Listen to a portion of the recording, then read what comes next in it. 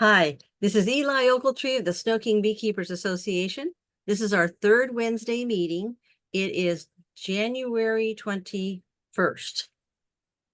And yeah, next week at this time will be the Hive Mind, the discussion group for beginners and apprentice. And more advanced are welcome to drop in too. They don't mind having more advanced people there, but beginner to intermediate. I have about 5 minutes of announcements. I will zip through them. Do check out our website all the time because things keep changing. We now have the under tip and trivia of the day. We have the bee jokes going and the daily. I'm trying for tip, but sometimes it is trivia.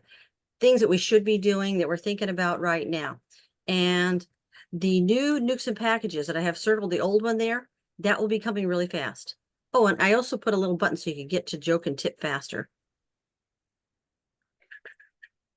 Okay, now I think that's pretty close to my latest version. Just if you need to find some, oh, I put soft fondant. I think if you look at it, soft fondant is just about where the nukes and packages is. Because Colleen did such a wonderful way. She wrote up the protocol. She wrote up how to do it with pictures and explanation. I wanted to make some quick notes. Our club participated in the cat brood survey that's being done by a Southern University. I think it was Auburn University, way down south. We're going to also participate in the pollination study. And if you signed up for it, the pollen traps will be shipped apparently in February. I just got an email. If you signed up, you probably got one. I did ask, and I can post it on Facebook, whether or not we're still taking people. Because, hey, a lot of us can't commit to anything until it actually is 2026. So I asked, and I'll get back to you on that, at least via Facebook. The class fees have gone up slightly. So those of you who are lucky enough to be taking the class now, you got the lower rate. I do think it's going to be $10 or $15 increase.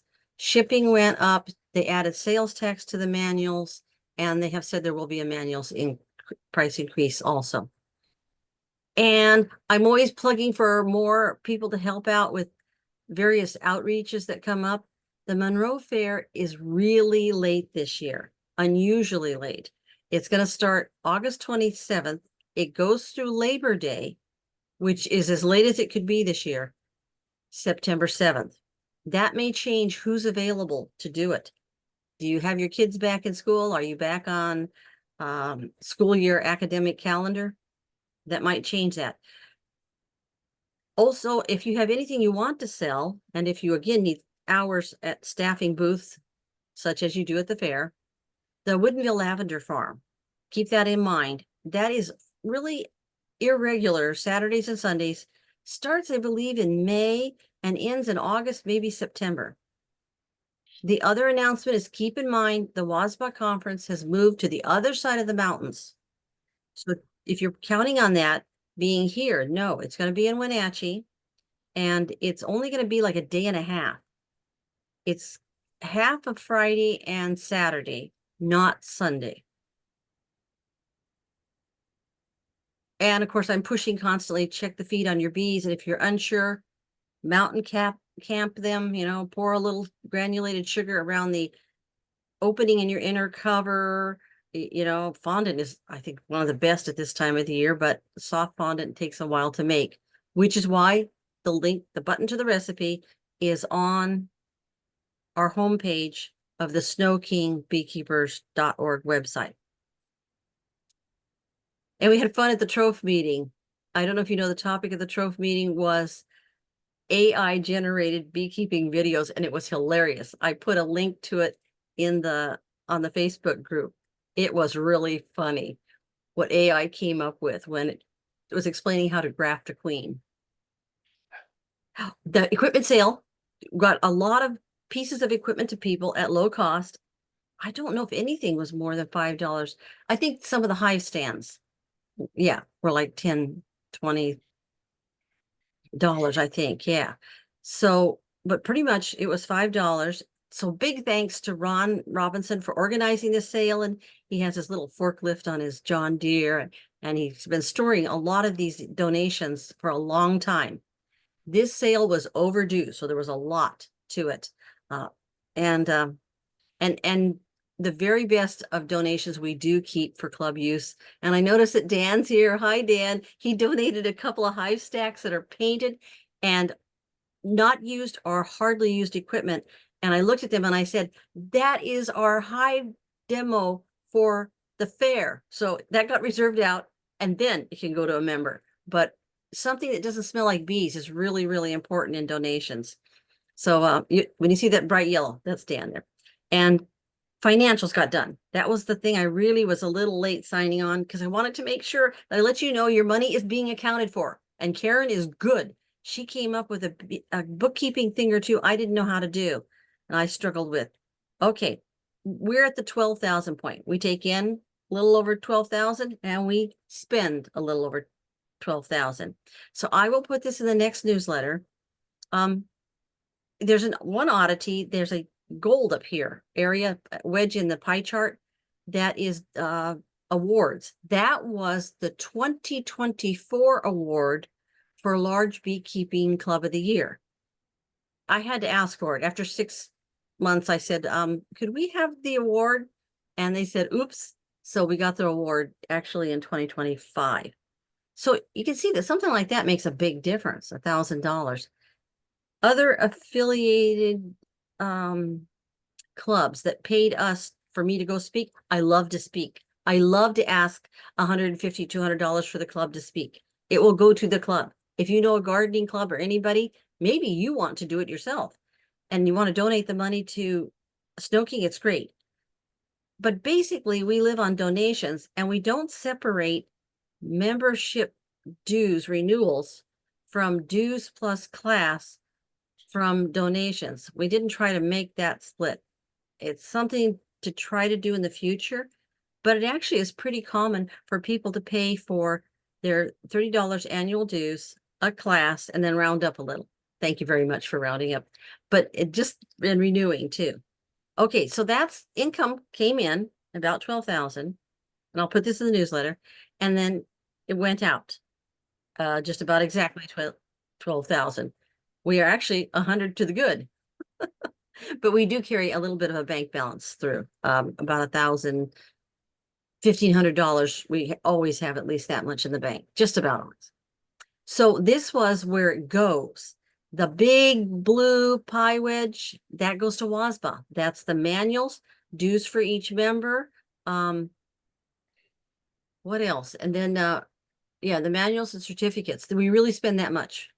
That's low. That 3,600, most of that is manuals and certificates. So when I say the price goes up maybe 10%, oh, it'll be more like, yeah, it'll be more like 20, 30% what we do. Yeah, it'll go up this year. So that wedge is going to grow.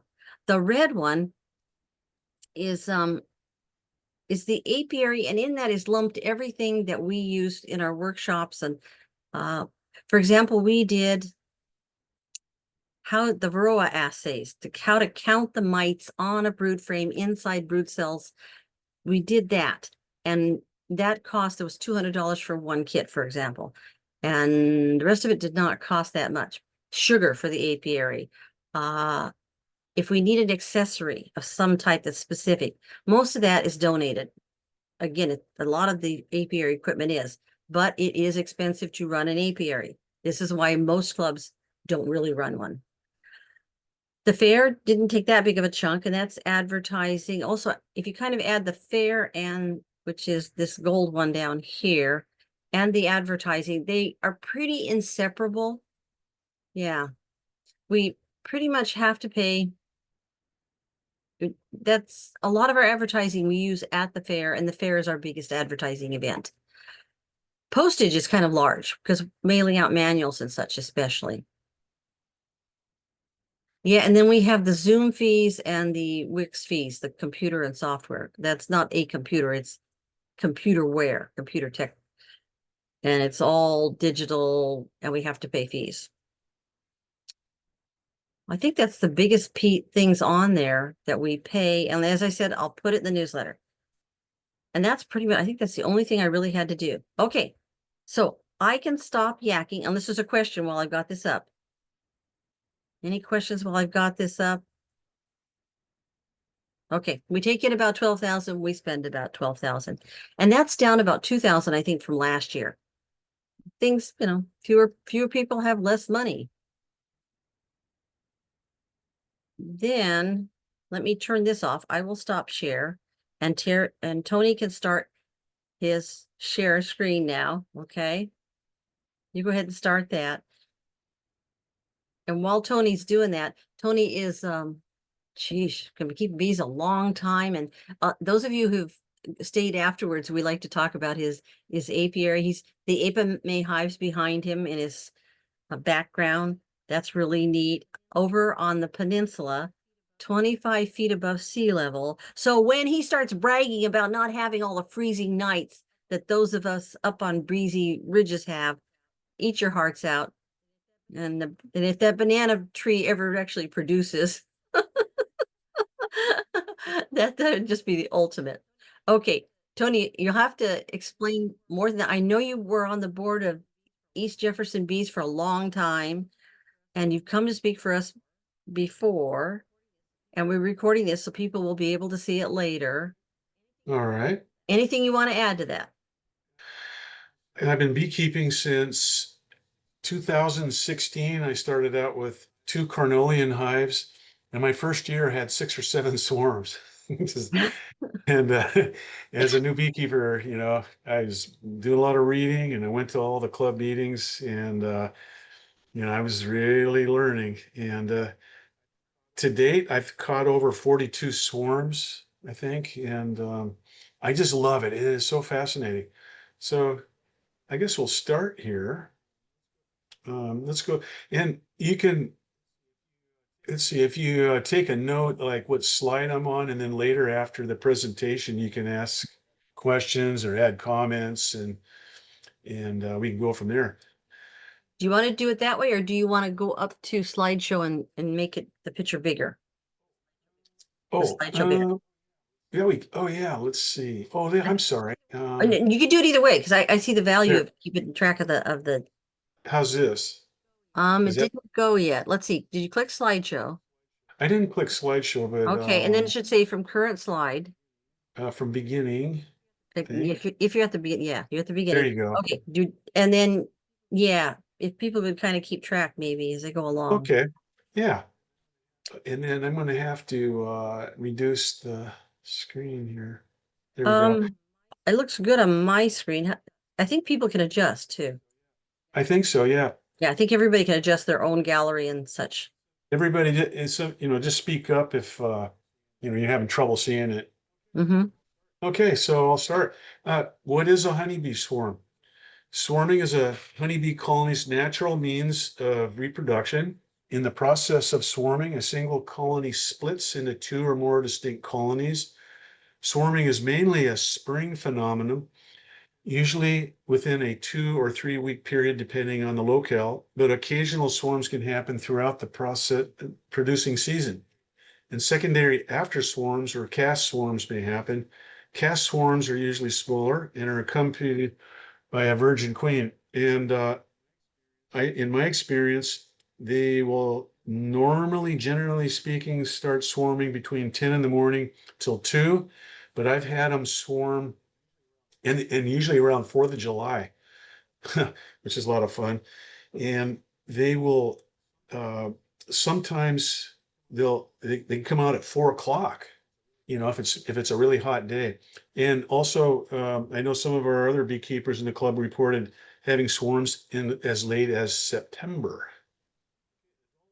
Okay, adult and brood populations are compared to the space within the hive, the quality and distribution of available queen pheromone in an environment that bees perceive as having an abundance of food. Large colonies are most apt to swarm, as are colonies with a queen more than a year old. Swarming is most common when the hive population is naturally increasing mid-May to early July, generally from 11 a.m. to 4 p.m. A surplus of food, an elevated worker population, and the formation of numerous queen cells, swarm cells, are all good indicators. Swarming preparations are underway. The queen will also exude the queen mandibular gland pheromone as she leaves the hive to attract flying workers to the swarm. The pheromone reinforces swarm stabilization behavior by attracting workers to the queen. The swarming workers cluster around her and protect her um, while scout bees are searching for a new home. I was blocked out from the lower here, lower menu. Okay. And there you can see the mandibular gland right there.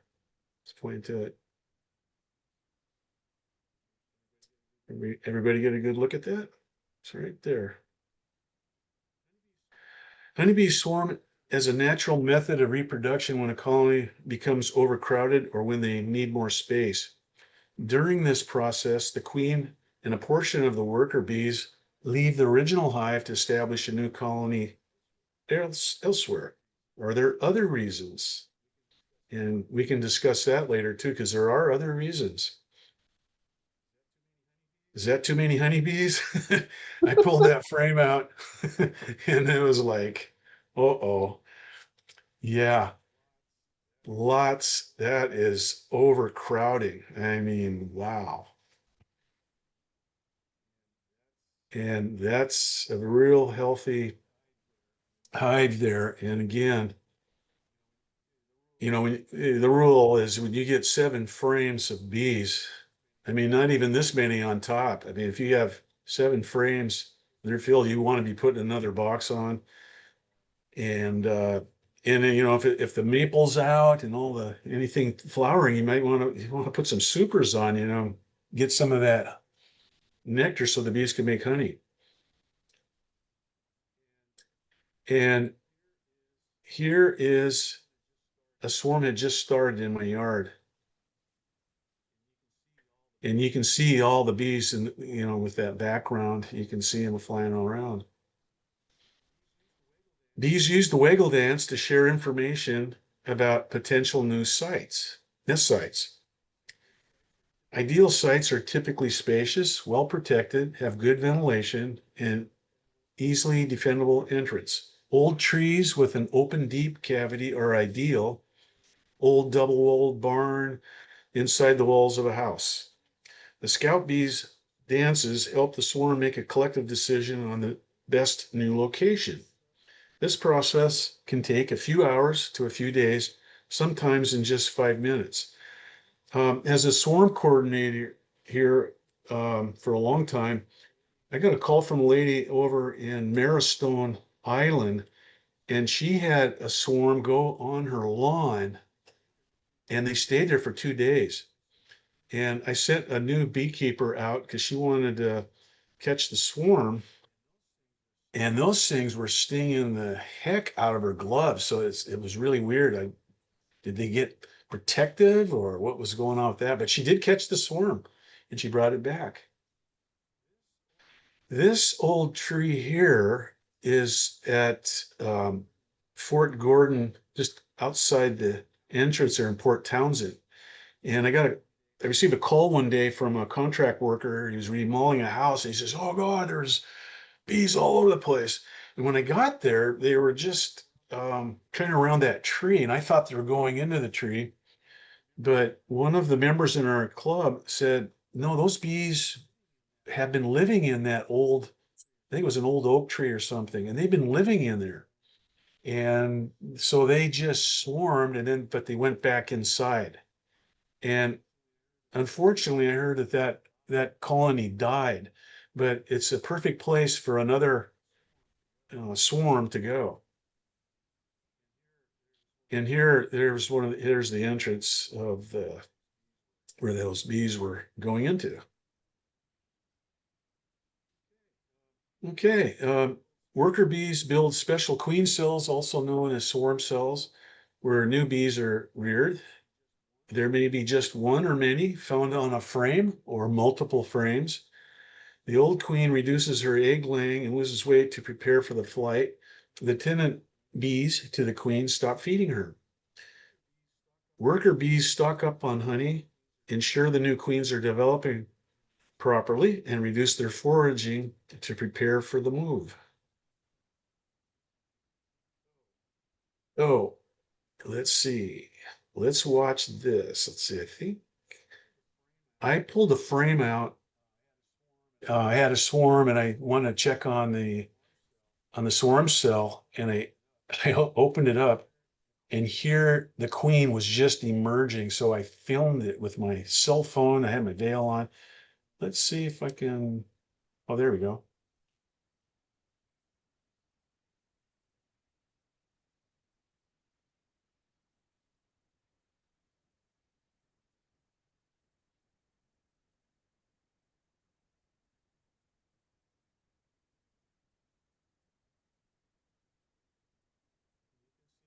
You can see the workers helping her.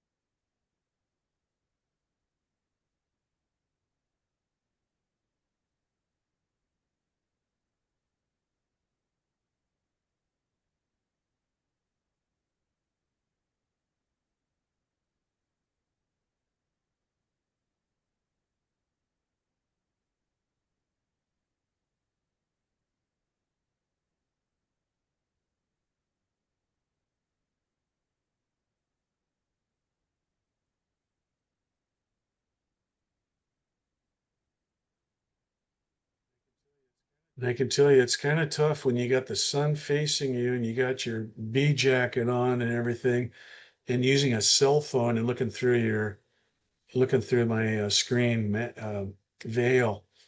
But I was able to catch this really cool film.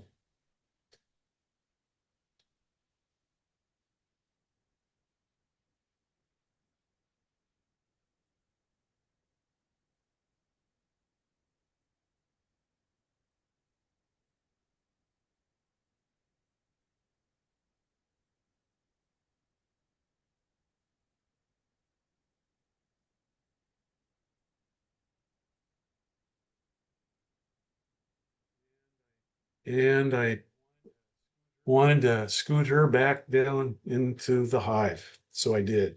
Let's see. One of the easiest and cheapest methods of starting a bee colony is by capturing a swarm. The basic technique is to maneuver a collection box beneath the swarm and shake or drop most of the bees into the box.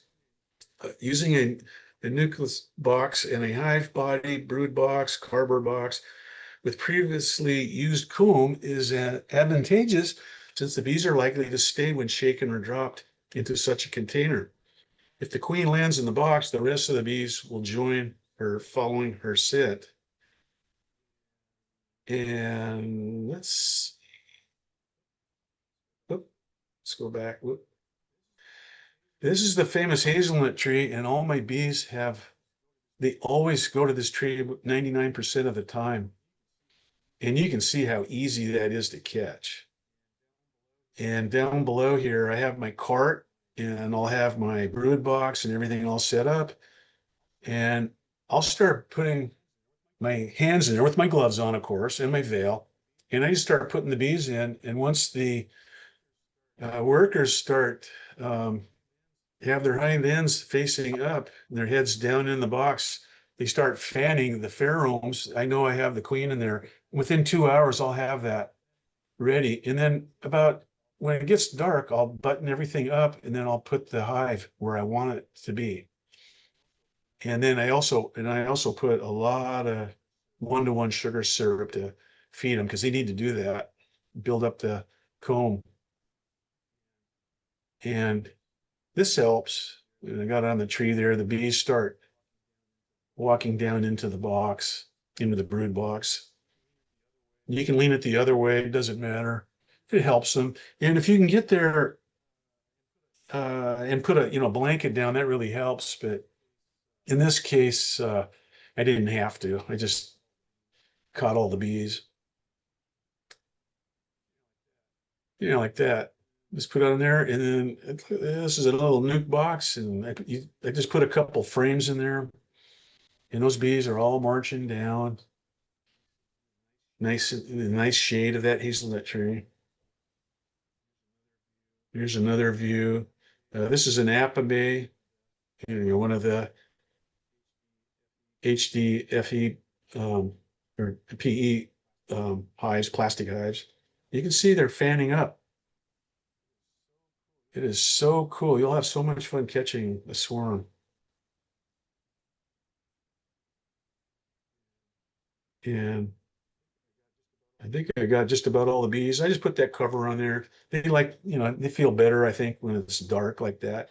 And then right around sunset, I'll just turn this around and I'll pick up the box because it's pretty light.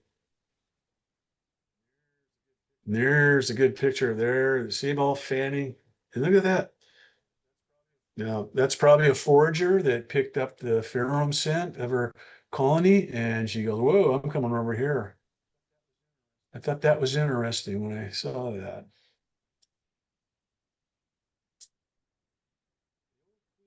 The old queen and a portion of the young worker bees leave the original hive with half the honey stored in their stomachs. The swarm forms a temporary cluster on a nearby structure, such as a tree branch, fence, side of a building, your neighbor's bicycle. While scout bees search for a new nest site, normally at least a mile away. Scout bees evaluate potential new sites and communicate their findings to the swarm using the wiggle dance. And that was real easy for me I just put my gloves right in there and grab them real gently, very gently, and just work them and just put them down in the box. And they're pretty cool with that.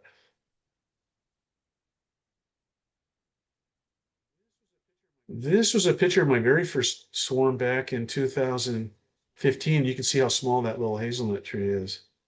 And they've just like it ever since. And there's a close-up.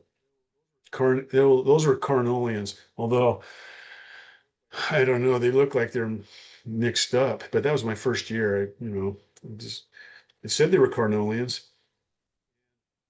And 4th of July, I was over in Snohomish County in the Stillaguamish River cooling off. And my neighbors called me and said, "Hey, Tony, you got a swarm." So I called one of our founders in EJBs, and she and her grandson came over. And I let them have it, of course. And that was his first swarm that he ever caught. And that's how he started out. That's Blake. The bees start building new comb and organizing the new nest once a site is selected. Worker bees create wax combs for storing food, honey and pollen, raising brood, eggs, larvae, pupae. The queen resumes egg laying to rapidly expand the new colony's population. Swarming helps spread the colony's genetic material to new locations, enhancing genetic diversity. Swarming results in the establishment of new colonies, which can help the bee population grow. And honeybees play a crucial role in pollination, supporting the health and biodiversity of ecosystems. Beekeepers can manage swarming by providing adequate space, splitting colonies, and other techniques to prevent or control swarming. Beekeepers can capture and relocate swarms to new hives, ensuring the bees are safe and continue to thrive. Knowledge of swarming behavior helps beekeepers maintain healthy, productive bee colonies and supports conservation efforts. Field bees seem to be less active and begin to congregate at the hive entrance. This behavior, called bearding, can also occur when the weather is hot. Bees vacate the hive so that it is easier to cool and ventilate, so it may not be a prelude to swarming. Now that, I'll let you new beekeepers think what that is. Is that a prelude to a swarm, or is that just overheating? And whoop, And you can tell, look at that pollen they're bringing in like crazy. And that's a good time to maybe occasionally put in your pollen trap, catch some of that pollen, because a lot of people like to buy that for medicinal purposes. In fact, these are my original hives. These are my Langstroth. I remember I just slapped some paint on one. So that was my first year. That was back in 2016.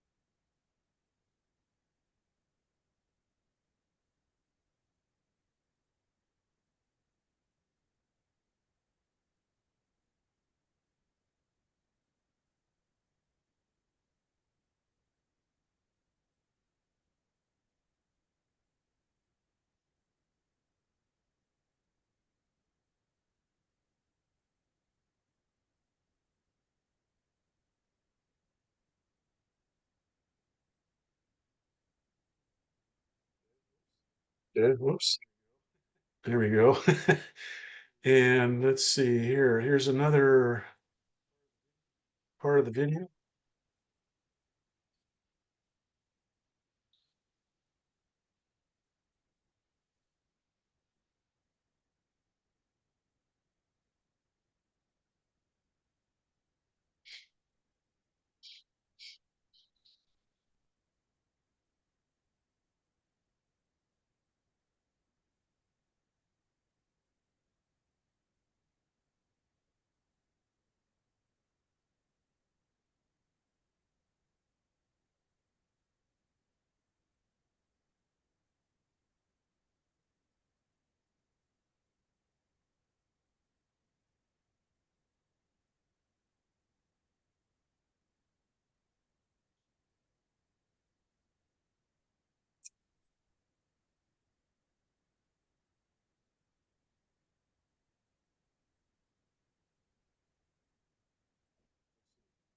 Let's see. Here we go.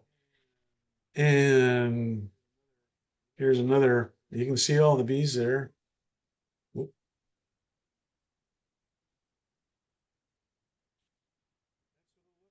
That's what it looks like, folks. Or sometimes they can already, when you get a call or something, they're probably already have settled. Doesn't take long for them to do that. And you want to get them right away.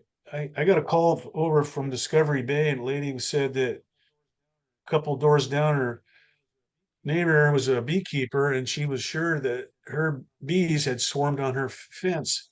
So I was getting her name and her address, and before she could finish, the bees took off, and that swarm was gone. And it only was on that fence temporary spot for only 5 minutes.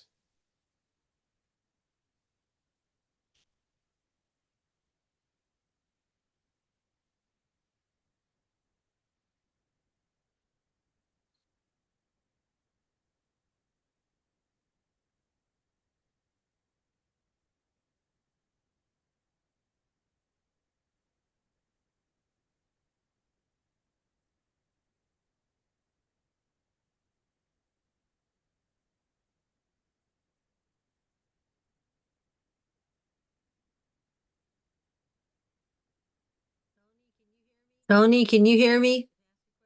If I ask a question? Oh, yes.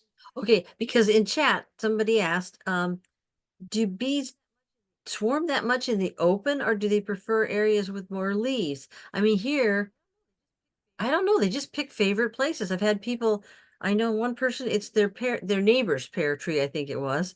Mm-hmm. And there's just places they pick and they come back year after year. And sometimes it's really low down and sometimes it's really high up. Any kind of rules or predictability that you found on this? Not that I know of, but in my yard, they really like to they kind of like to hide almost. I mean, if if I wasn't there, well, okay, like one of the swarms that I caught, I was going to my shed because I was going to check the bees, and I noticed I thought, wait a minute, there looks like scout bees are going up into the roof vents, or they're trying to get in, but I screened them because that's where my bee equipment is, and I had to keep bees out my first year. And so I got suspicious, and I was walking around, and the bees had swarmed. None of my neighbors were outside, and the bees were already hugging the tree. And if I didn't know that, I could have lost that swarm. They were already settled, and they just like the prune tree. Also, the under the California lilac, which is just a few feet. All of these trees are really close together, and I think the bees they catch a lot of the foragers too from the hive that come in. You know, but they really like to get under there, and yeah, they really like that tree. And I used to think it was because of the pheromones were so strong from the queen. I mean, even queens from other colonies from years past. I don't know what it is. So well, it's basically the same slide here. We'll go to another, okay, that's just, yeah, another one.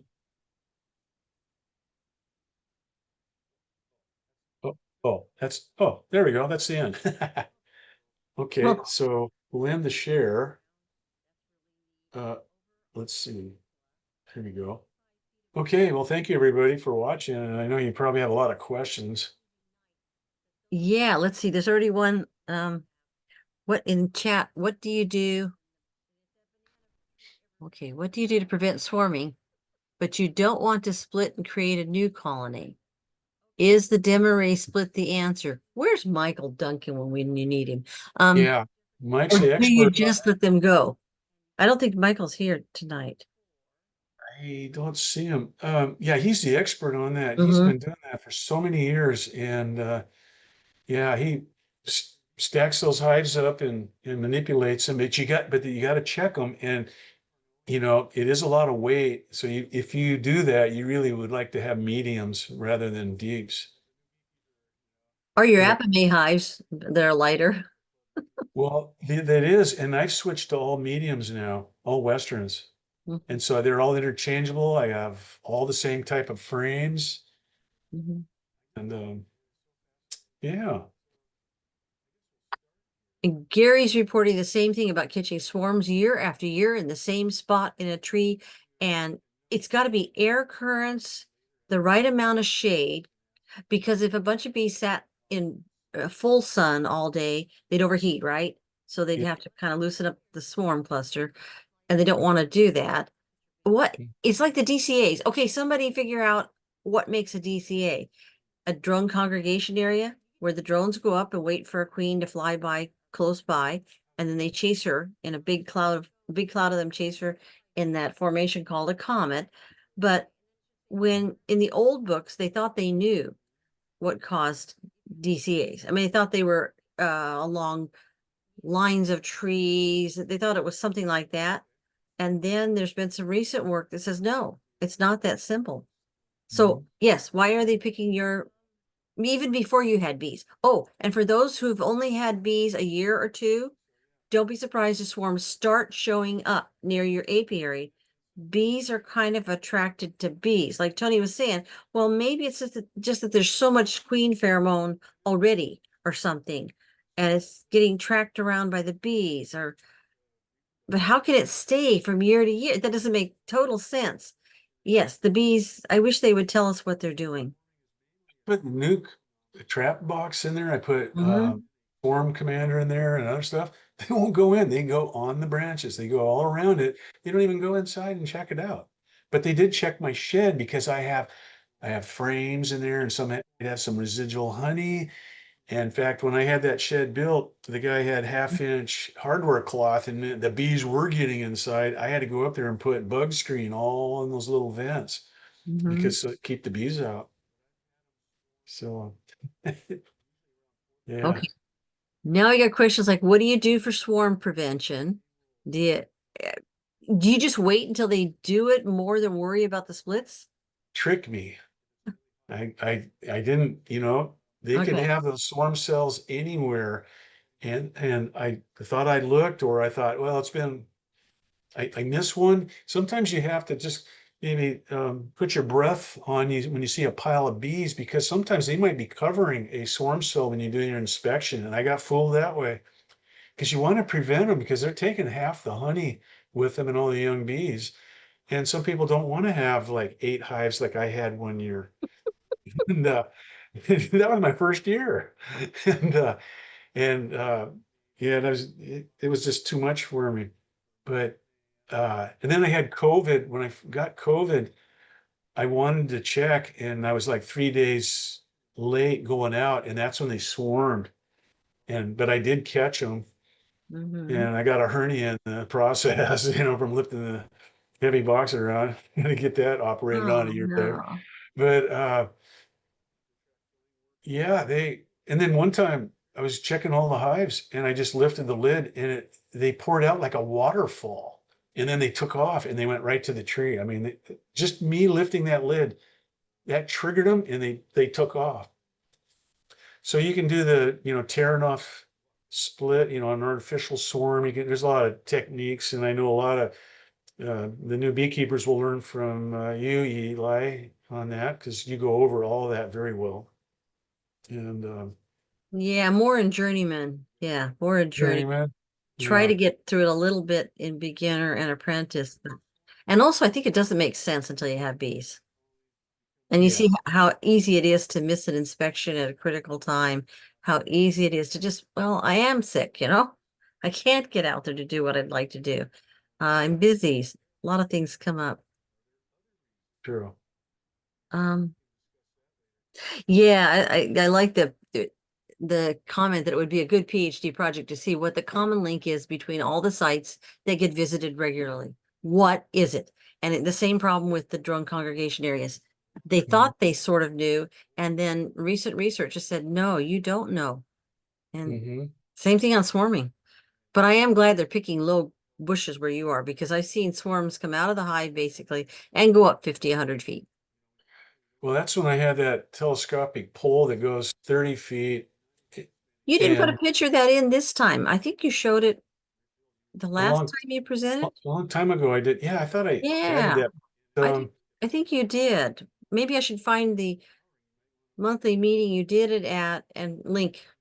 it can catch, 2 stories. And we've done it at Rich and Susie's. They had a swarm way up in Mhm. a, and over a couple over on Dabob Road area, way up in a tree, and I showed them how to do it. I caught the first. We thought there was 2 swarms, but it was actually the same swarm, but they had two different. They were like 2 feet apart, way up in a fir tree.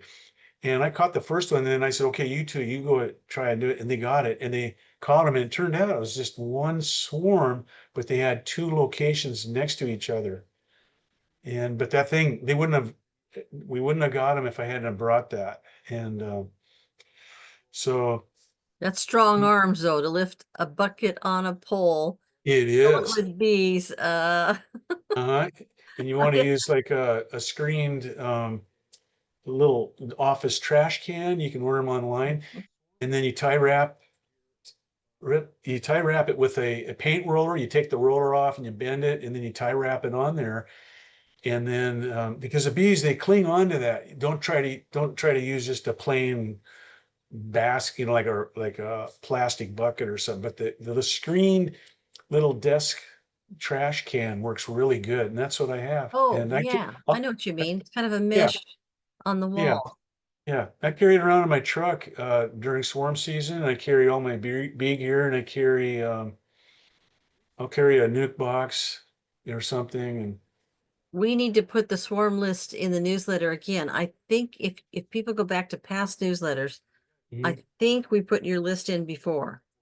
I'll send it to you again. And then we should probably send it again, do that again.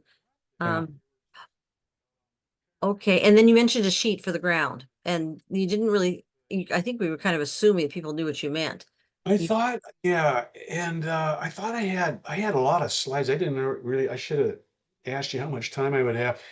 But yeah, if you can, you want to put like a big blanket down because a lot of bees will be on the ground crawling around, and or they might fall down when you're shaking the tree or when you're taking the bees down, and it just makes it easy so they don't get squished on. And then if you put a frame uh, or something up to the brood box, you know, they'll start going up it and they'll march in, and you you know were you can have showing the the ladder, yeah. yeah Yeah, yeah it using a works. brood frame as a ladder. Yeah, and I'm going to set up my GoPro camera, and I think during swarm season, I'm just going to carry it on so I can clip it, and I can actually show people how I just put my gloves right Mhm. into the swarm and just Yeah, gently grab them and gently put them in. I just do that as much as I can, and then once they start fanning the pheromones, I know I got the queen, and the rest will be in about 2 hours. And then you want to feed them really good and just keep feeding them because they need to build up all yeah. those frames. Then you can put all your rest of your frames in. So I better catch up some on the chat here. Let's see. From Gail, up in Billingham, typically Mother's Day, about May 8th is a shoe-in for swarms. With the weather being not as severe as in the past, if you could guess, okay, your expert opinion, how many years now since 2016? You're a eight, full 10 years now. Okay. yeah. Do you think the swarms will occur earlier this year? Well, I tell you what, my first swarm that I caught was actually in April. And I can, Sure.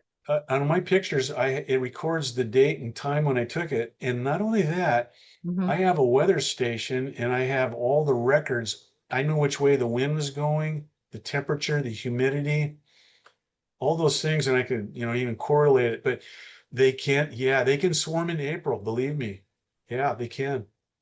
Depends all on the weather. If there's things out in bloom and they're bringing in, my bees were bringing in pollen like crazy yesterday, you know?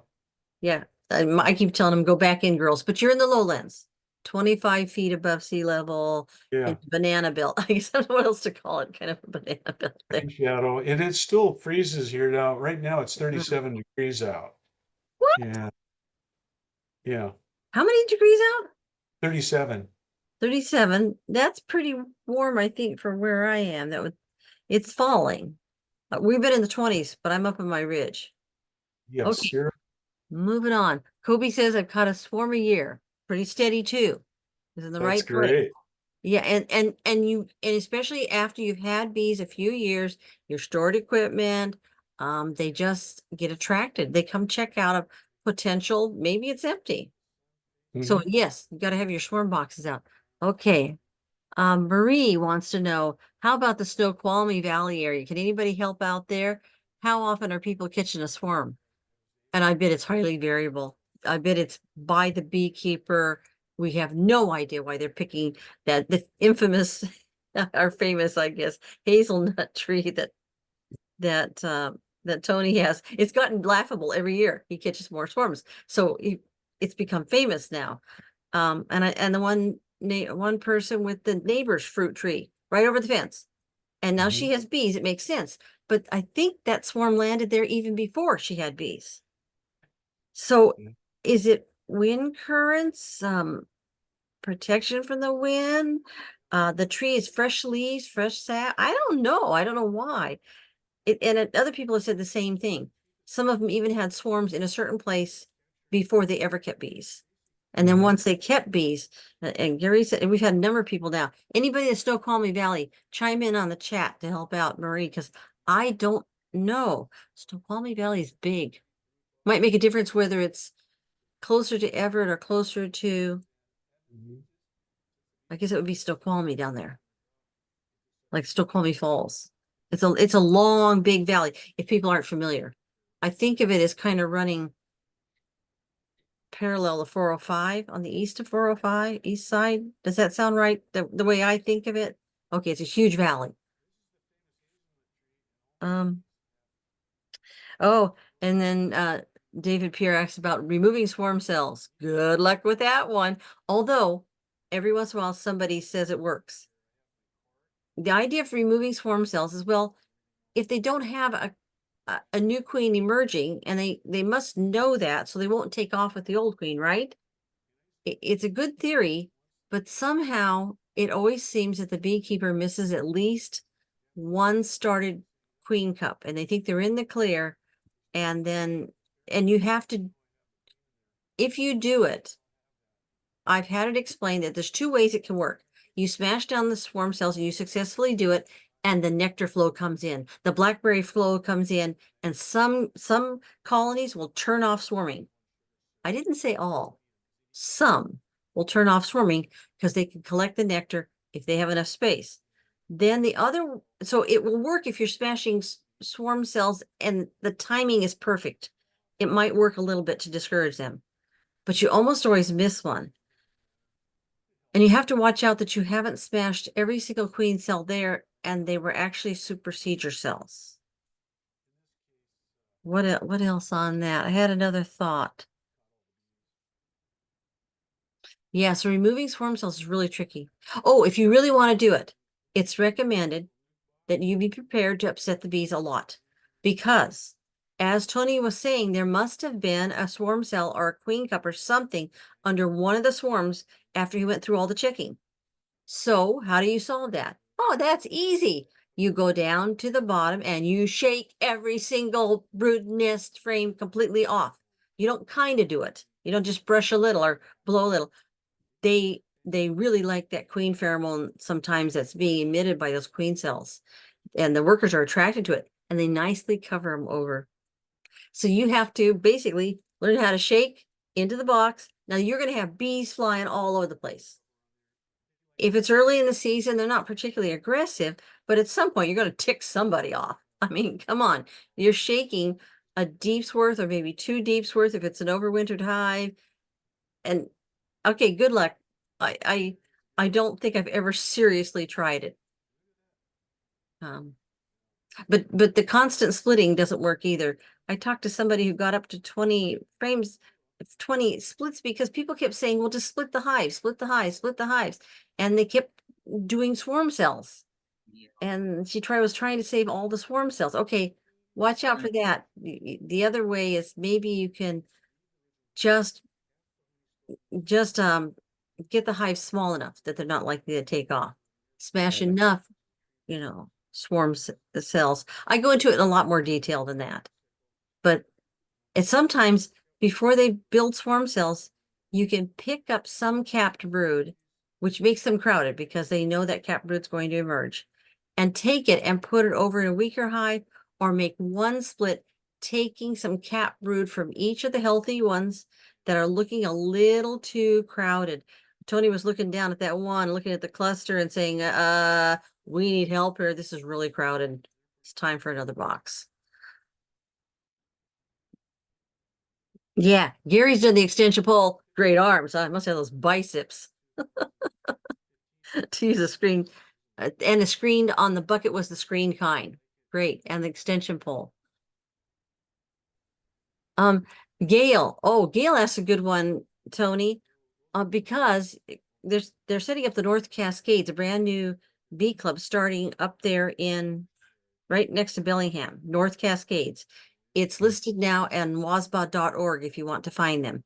And Gail says, what do you think are good qualifications to be on a swarm catcher list? Who are you looking for? What do you ask out of people?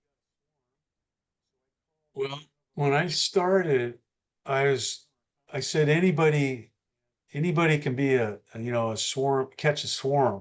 We had new beekeepers, but I said, and I had that list to them.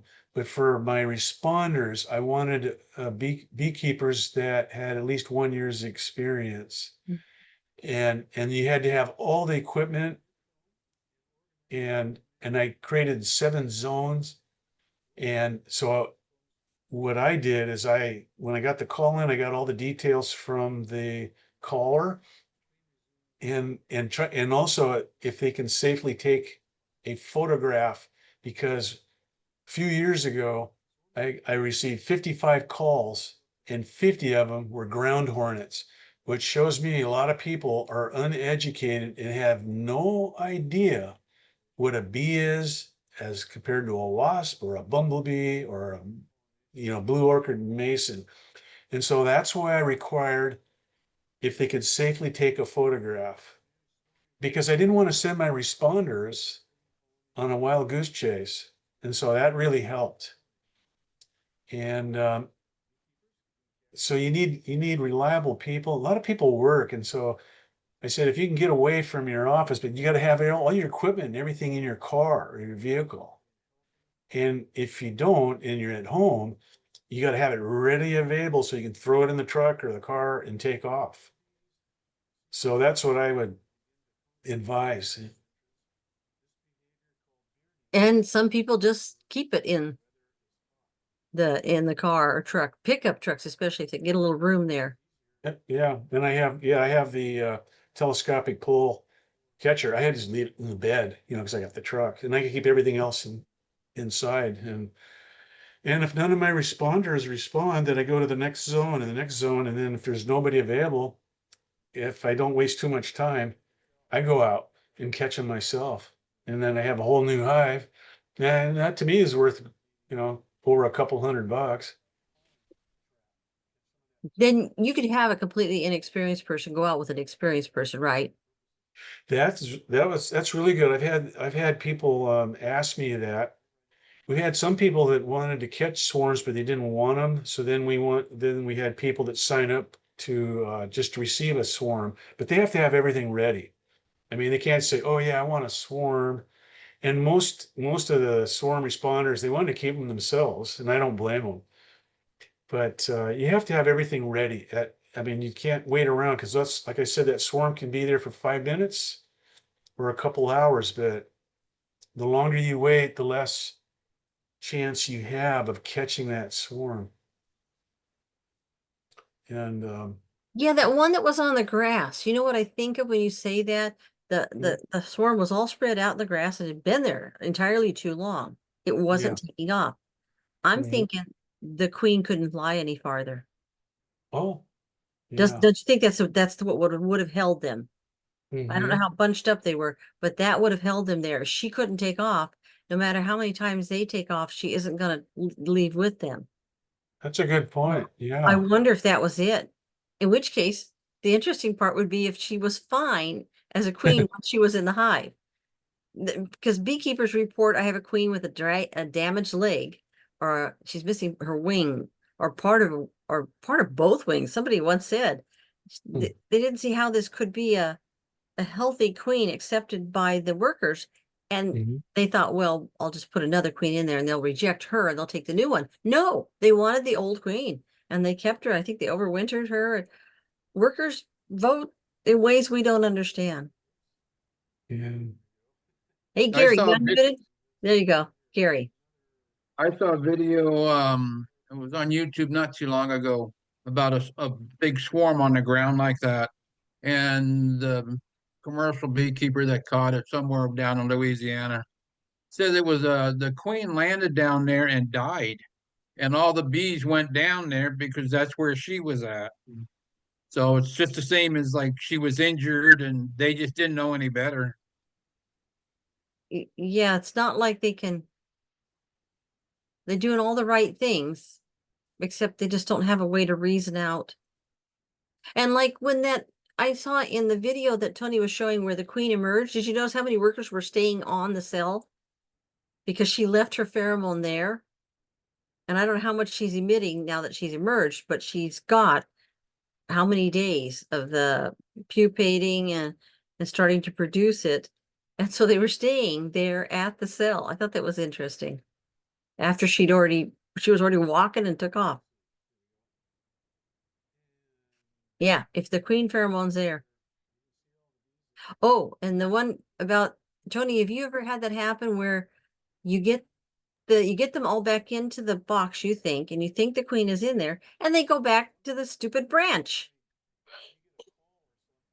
Uh, let's see, I think it was 2 years ago, I got a call, nobody was around, and it was up in Quilcene.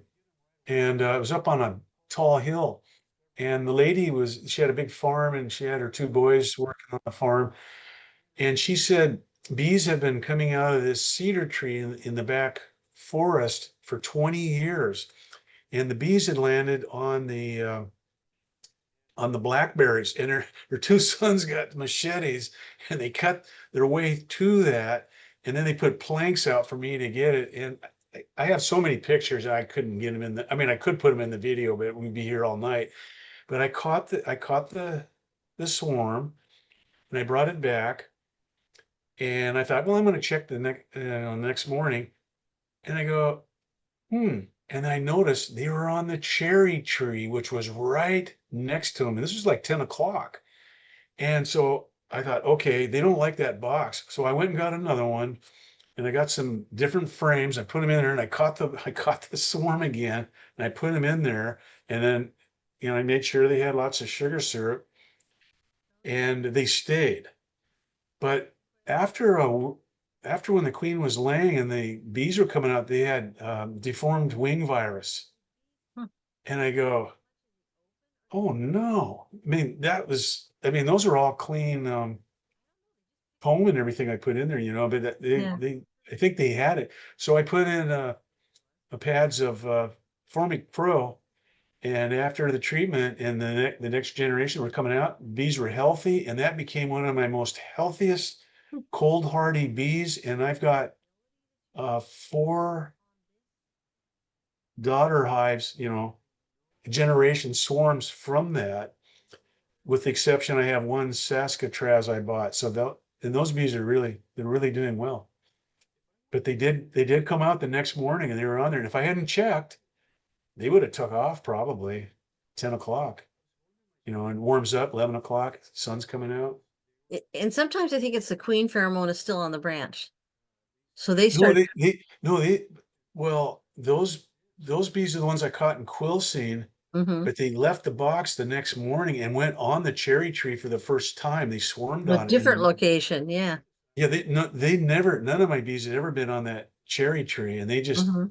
it's only like 10 feet away, and they decided they were going to abandon ship, and they went there, and they were so quiet, and I just thought, what the heck? And I go, oh my God, those must be my bees, and I opened up and yeah, it was them. I just caught them the afternoon before, so I caught them, and they're still doing fine. Which kind of leads to a question in the chat. Um, it says Seth's iPad. So Seth is asking, need for relocation for 3 to 5 days after collecting a swarm before locating back to the original location. So like splits, I think the question is it like splits? Do you have to worry? Well, I'll tell you what, the first time this is my first year, I was told I would have to take that swarm and go like 9 miles away. Oh, And so I did to my bee mhm. club founding, so, I packed them up and took them there and left them there for 3 days and brought them back. And I go, man, this isn't working. And then somebody told me, well, if you move a hive, if you don't move it more than 2 feet at a time a day, they can find their way back and you can move them over. Well, gee, I had them in that cart, and you can see behind me where my bees are all set up. That would have took me a couple weeks to, to move it 2 feet a day over there. So when I catch a swarm or I'm splitting a hive, I just put it where I want it, and the bees Yeah. they're happy with that. But that's just what I do, and it works. It works for me. But yeah. Yeah, some of these rules I don't really understand them, but they're written in the repeated and hey, maybe it's true for somebody. So if there's somebody here that really believes strongly that you have to do this kind of Yeah.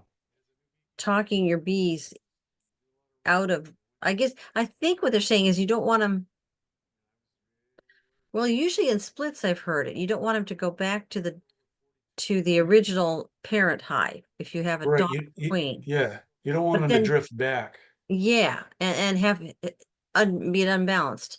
Although my solution to that would be to rebalance it by taking some of the bees, especially if like there was brood, and moving it over to the one I wanted them in. The ideal is you take the old queen and you move her so she thinks that she's moved.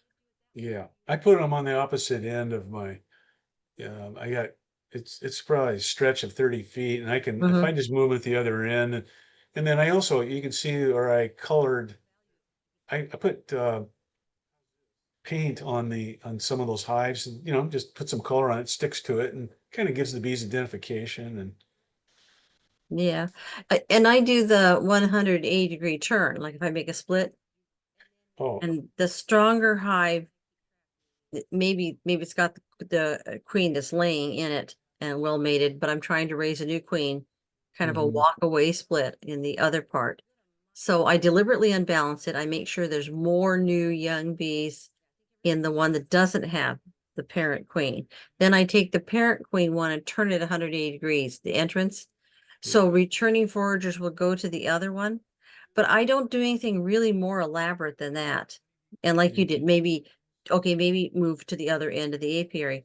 But I haven't had these massive problems that a lot of people claim, this so many miles or so many days. Um, if you had that luxury, if you were setting up mating nukes, the one time I've had a problem is if you set up a lot of mating nukes, mhm, some of them are going to be much weaker, especially if you do the little tiny styrofoam ones.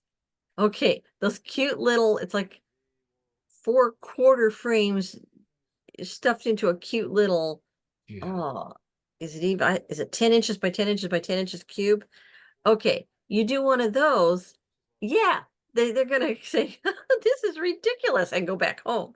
So if you took those, I could see putting them in a separate apiary if you could transport. And just sometimes a very weak mating nuke. Um,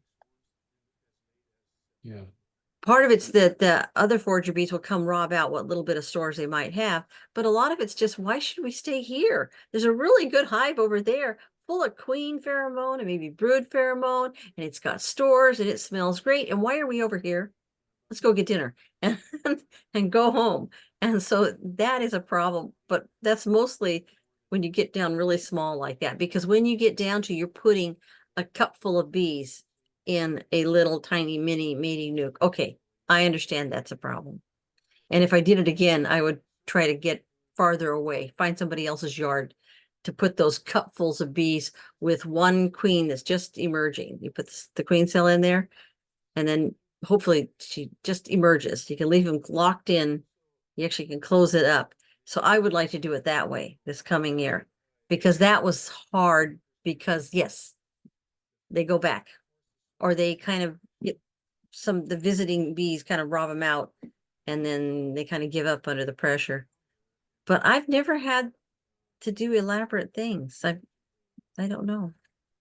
I've taken a queen and a few frames and moved them about maybe 15 feet away and then in a hive and then just sealed it up for a little over 24 hours and then opened it up and they came out and immediately started doing orientation flights to that new location.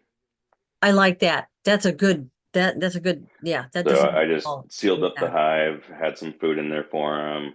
So they just felt like it was a new location, had, a couple of their frames plus other frames in there and just completely closed up the entrance. So they were just, stuck in there. And then, yeah, it was a little over 24 hours and then open it up and straight to orientation flights. That's what I do too. It works Okay. out great. Yeah, and it was only like maybe 15 feet away from the original hive. yeah. Yeah. I've actually done that too, or put some grass in front of it, and just, but I haven't had any trouble with drifting as far as I could tell. Yeah. Yeah, I've got pictures of a pole setup just like Tony has, and I caught a swarm that was probably about 46 feet up in a tree. That was a doozy. Um, yeah, that was tricky to get to. It's a 30-foot pole that I got. Plus, I was Mm. 10 feet up on a ladder, and then the pole was fully extended plus my height. So yeah, it was about 46 feet up, and that was I got it down, and they started flying back up to the branch. Had to go at it again, and got them. They went in the cardboard box. So Mhm. Yeah. Yeah, without thinking about it, sometimes you do things too. Like, I guess if I split them, I wouldn't leave them side by side facing exactly the same way. And I do the lopsided split. I know I'm leaving the original queen in one half, so I kind of want to beef up the other side with the really young bees because her pheromones. So I kind of do it a little bit differently. But if you have I like that idea. Just lock them in for a day or two. And with the screen bottom boards, you never have to worry. They could never overheat. And even without the screen bottom boards, you can put 1/8 inch mesh if you're really worried about ventilation. You just fold it and wedge it into the entrance if you want front entrance ventilation, if that's important. Those are great ideas. Okay, then there's a question about if you take a frame of brood out of a crowded hive and move it to a weaker hive, because I was talking about equalizing in your apiary, especially when you only have a few hives, right? Do you remove all the nurse bees and just move the frame of brood, or can you leave the bees on the brood frame? Early in the year, I've never had any problem. Anybody else have an experience that is different? Because early in the year, the bees are expanding the brood nest. They've got so much brood pheromone, and those baby bees, that brood pheromone screams, take care of me, feed me, um, warm me, don't you love me? And so they are just drawn to it, and they're so focused on that brood. You could, I think I have actually done it, picked up a frame of bees full of brood frame of bees here and one here, and just for the fun of it, swapped them completely early in the season without knocking any bees off. And I don't know if anybody else has been brave enough to do that, but I just really wanted to know. And the same thing early in the season when there's lots of brood, especially with a nectar flow going. Everybody with a full tummy is happy, right? No dearth, no robbing. You can get away with things you couldn't do ordinarily. So I'm wondering if some of that move things a mile away or something. Maybe that's when you're trying to do it during a dearth, a robbing season, maybe there's some other trigger. But early in the year, when I think hobbyists and small scalers tend to do their splits and such, I just don't see a problem. And actually, if they are in full nectar flow, everything's fine with the brood nest, everybody's happy early in the season. I've actually seen on the internet, this one I have not done, where you take two mated queens out of their hives. You don't even have to wait. You switch the two mated queens and they will go down into the frames. And if they're both in full lay from strong, healthy hives, this guy did it on the internet, and I don't know anybody personally that's done it, but it seemed right. Everybody is so happy with full tummies, with the full pheromones in both hives. He actually just simply switched them. Okay, you don't believe everything on the internet. Any comments on that? I have not done it. Anybody want to try it and report back?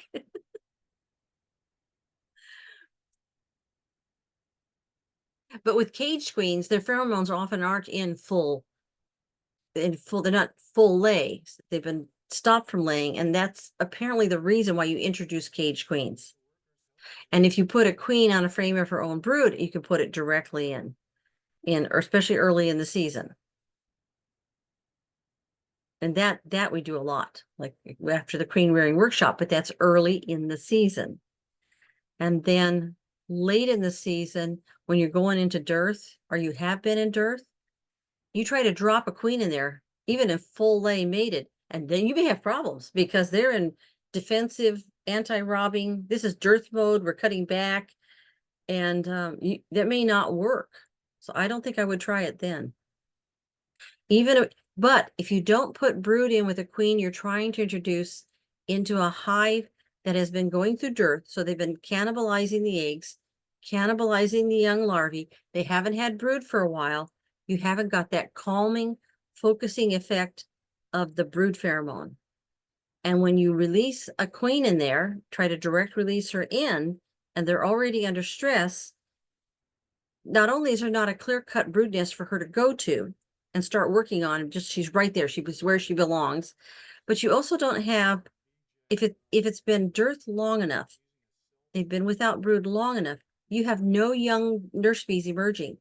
She doesn't have a support team because it's the young nurse bees post-emergence, especially like right after they emerge, at 3 days, their hyperpharyngeal glands should be in full production.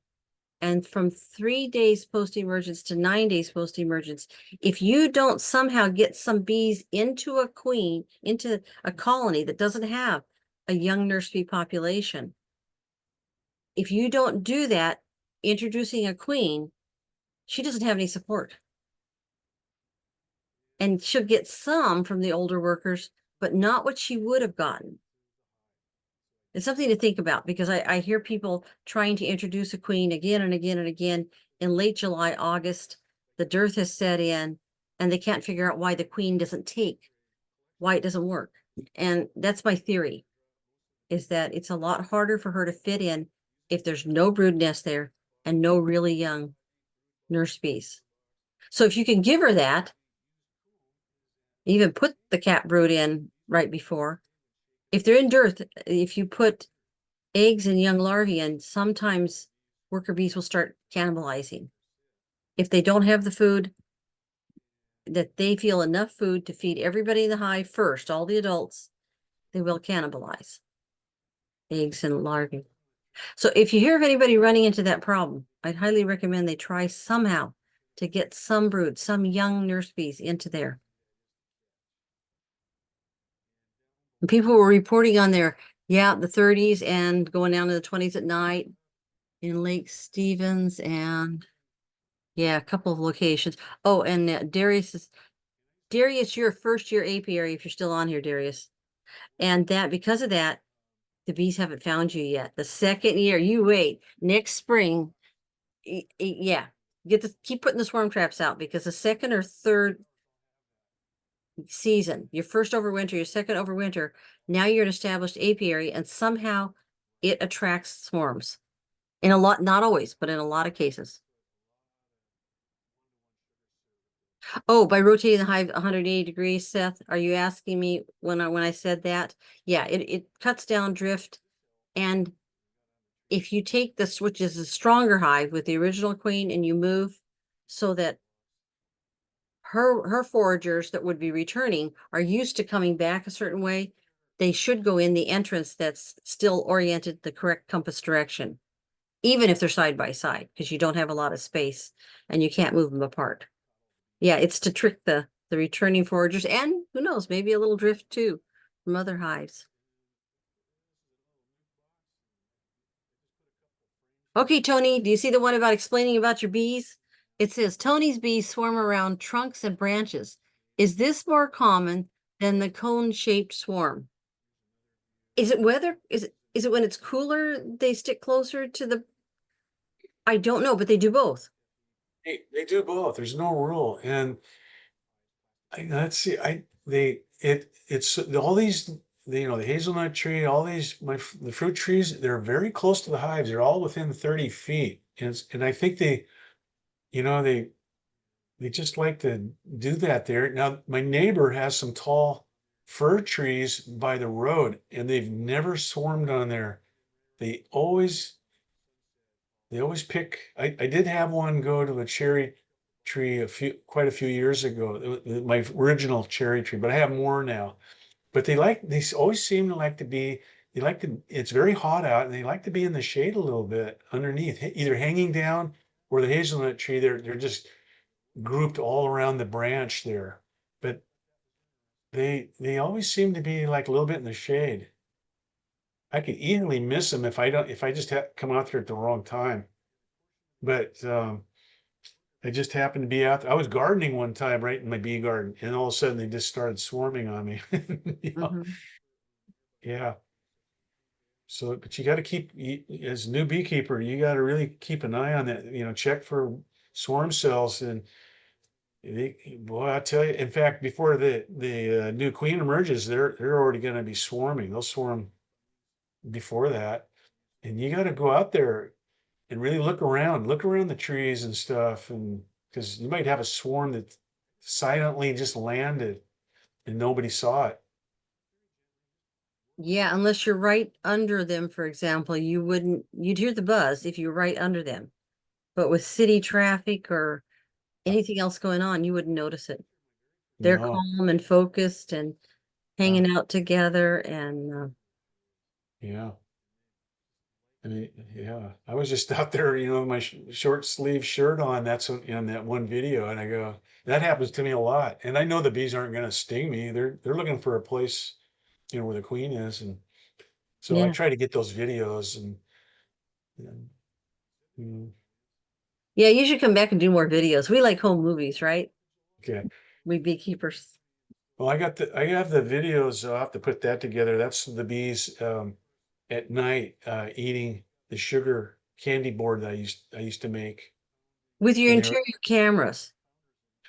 well, what I did is now when I had the laying straw, I I drilled I drilled a hole in the feeder, the top feeder, for the winter feeder with and the size that I could put a wine cork in. And then I had another cork and I split it and I made a little cavity in there. And then I have this rod with my camera, endoscopic camera on a long cable that fit into my cell phone. So then I attached that on there and then I quickly take that cork out of the feeder